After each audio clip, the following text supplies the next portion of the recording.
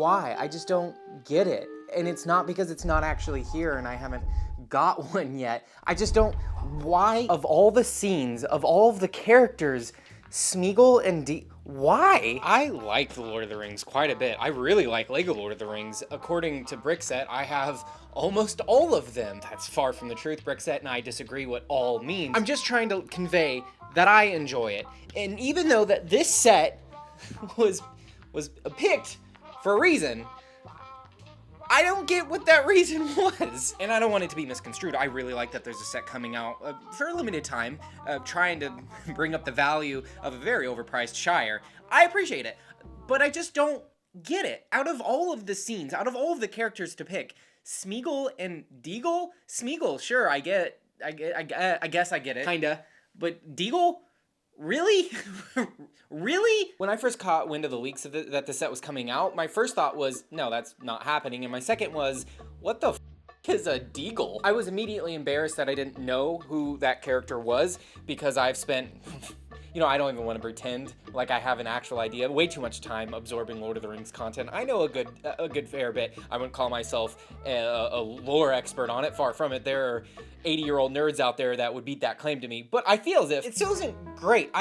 I enjoy the idea of this set. Having a version of Sméagol before he became Gollum is really neat. The figure isn't exclusive except for the head print, which is a huge bummer. And having a version of his cousin is neat. Except it's the exact same problem where the head print is the only thing new. But I lied. It's not neat. It's not neat at all. It's the Sméagol. Okay, yeah, sure, but really?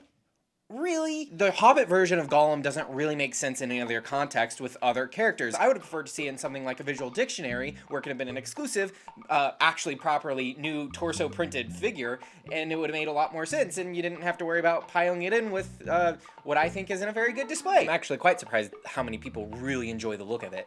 So much so, the biggest complaints I've seen, or the most common complaint, is I wish I could just buy it by itself because the set's so great and I don't want to have to spend way too much money to get it. As of recording this, the set came out today, making me think about the set. And while I was thinking about the set, I thought there's at least 50 different scenes they could have picked that would have been way better than this. Yeah, Déagol's not a very good character. There's probably 50 different characters that would have been a better choice than this. And that's what I'm doing. I am proving that Déagol is not a very good character for this. And there's at least 50 other characters they could have picked.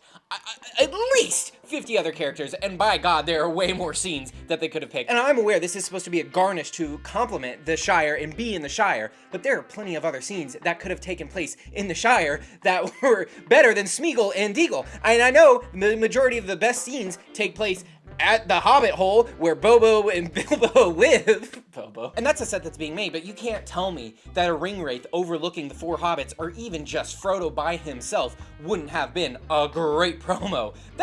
That would have been sick. I would have taken the ferry crossing. That's still kind of Shire adjacent. Or I don't know, what about Tom Bombadil? That would have been a great character to do. Way better than Déagol. Now, he might not be in the movies and just a book exclusive character, but I am willing to bet that more people out there know the name Tom Bombadil than they do Déagol or Déagol. No.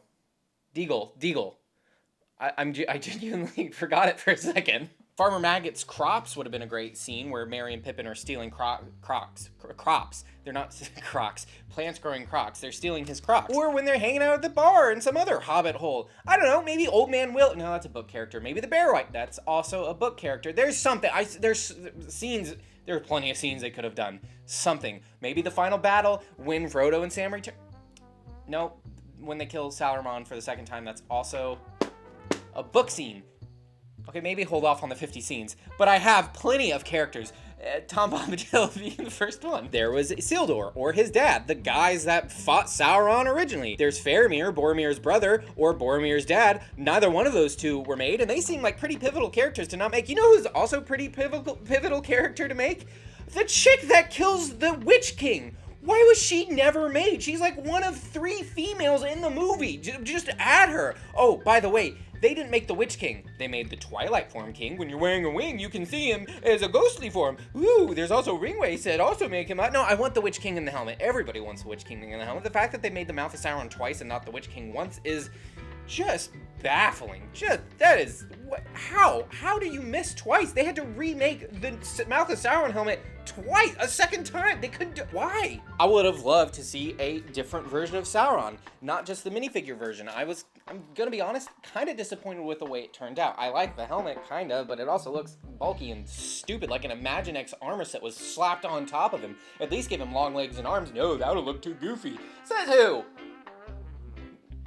Probably most people. His boss would have been really cool. Maybe not a lot of, it wouldn't make a lot of sense, but if they can put Malik in an R2-D2 set, they can put... Morgoth isn't funny, it's just who I have on this list is Shelob. I put it as kind of a joke. Not Shelob the spider, obviously I already made that, and different forms of her as well as her children, but more specifically, the form from the video games where she turns into a sexy woman. I know that's not canon, but we both wish it was, for at least two good reasons. Or Círdan the Elf, the guy that gave Gandalf his magic ring of Pounder. I have Shelob's lobs on my mind, obviously. Three movies were made for The Hobbit, shouldn't have been spread out that long. No, I don't think anybody would disagree. Why didn't we get Bard's other two children? We got multiple forms of his son, but not his two daughters.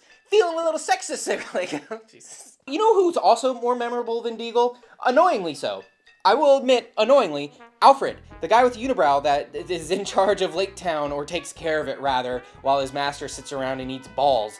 That's a scene that I want you to remember. He has more screen time than half the freaking Fellowship, and he wasn't made. Plenty of other characters. I actually have a solid list of 50. Most of them come straight from the books, or even worse, the Similarian, however you pronounce it, and those ones are a little bit out there. I don't think any of the members of the godly pantheon that sang the world into existence, or God forbid the one that made all of them with a thought, is necessary to have in minifigure form, but I would have just anything, just so many options would have worked here.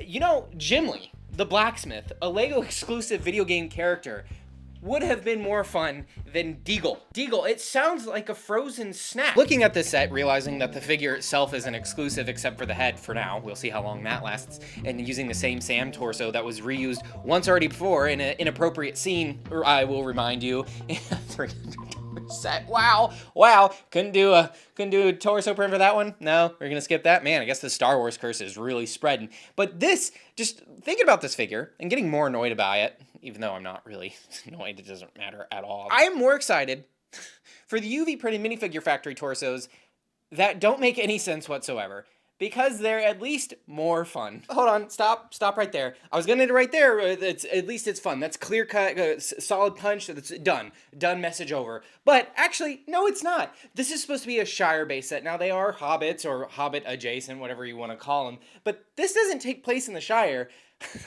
I just recently realized / found out it takes place way over here. This is where they... So I guess it doesn't matter what scene it is as long as it's Lord of the Rings adjacent.